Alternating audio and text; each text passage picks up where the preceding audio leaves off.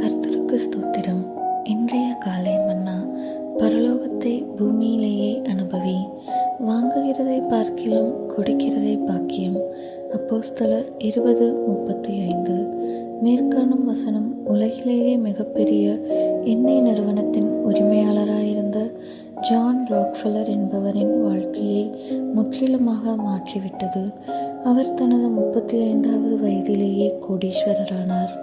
ஆனால் தனது 50வது வயதில் அவர் புற்றுநோயால் மரிக்கும் தருவாயில் இருந்தார். அவர் இன்னும் 6 வாரங்களே உயிரோடு இருப்பார் என மருத்துவர்கள் கூறிவிட்டனர்.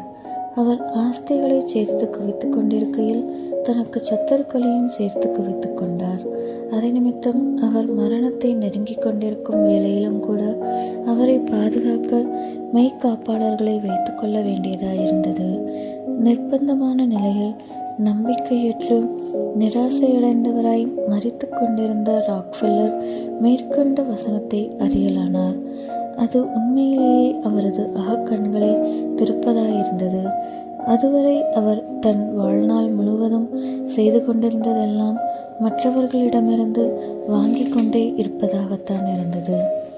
எவ்வளவு அதிகமாக அவர் வாங்கி கொண்டே இருந்தாரோ அவ்வளவு அதிகமாக அவர் பேராசை உள்ளவரும் சந்தோஷமற்றவருமானார்.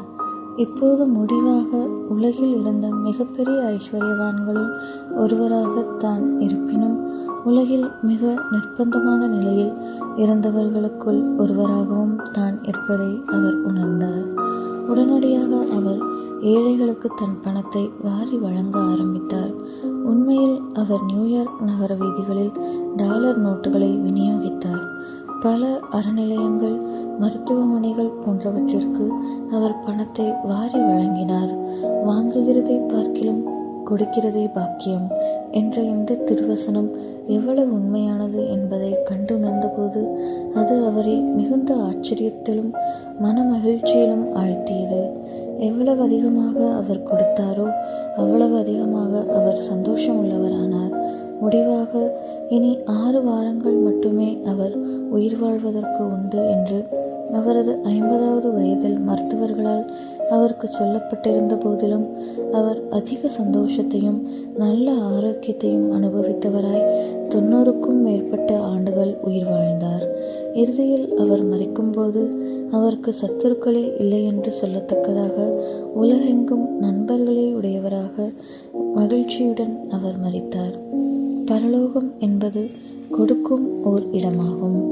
அடிக்கப்பட்ட ஆட்டுக்குட்டியானவர் வல்லமையையும் ஐஸ்வர்யத்தையும் ஞானத்தையும் பலத்தையும் கனத்தையும் மகிமையையும் ஸ்தோத்திரத்தையும் பெற்றுக்கொள்ள பாத்திரராயிருக்கிறார். வெளிப்படுத்தல் 5ஆம் அதிகாரம் 12ஆம் வசனம்.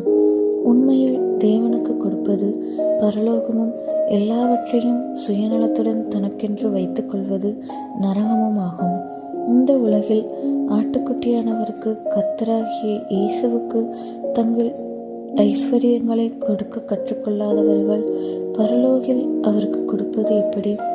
நல்லது, உத்தமும் உண்மையுமுள்ள ஊழியக்காரனே, உன் எஜமானின் சந்தோஷத்திற்குள் பிரவேசி என்று கர்த்தரால் வாழ்த்தி வரவேற்கப்படும்படி நாம் கர்த்தரை பரலோகத்தின் முத்து வாசல்களில் சந்திக்கும் வரை நாம் நமது சரீரம், நம் நேரம், நம் தாளந்துகள், நம் பணம் மற்றும் நம் வசம் இருக்கும் யாவற்றையும் தேவனுக்கு செலுத்த இனி நம்மிடம் ஒன்றுமில்லை என்னும் நிலை வரும் வரை கொடுத்து கொண்டே இருக்க தேவன் தாமே நமக்கு உதவி செய்வாராக.